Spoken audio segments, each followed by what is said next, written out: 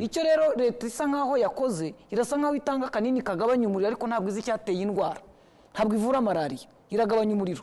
Uyu muntu rero kinini kimara gushama arongera rembe. Kuvuga ngo uwo mwirukanye mu rusengero, imbuga nkoranyambaga harabera ibintu. Ejo nibyo nari ndimo mvuga, bitangira babona ari Scovia uvuga, bikavaho Scovia akaza kwitwa bishop, bikarenga akitwa musenyeri, bikarenga akitwa y'amazina yose. Bajya gukora kuri Scovia bakavuga bati i Rwanda bafashe musenyeri, ariko natangiye ndi Scovia nta wamungize.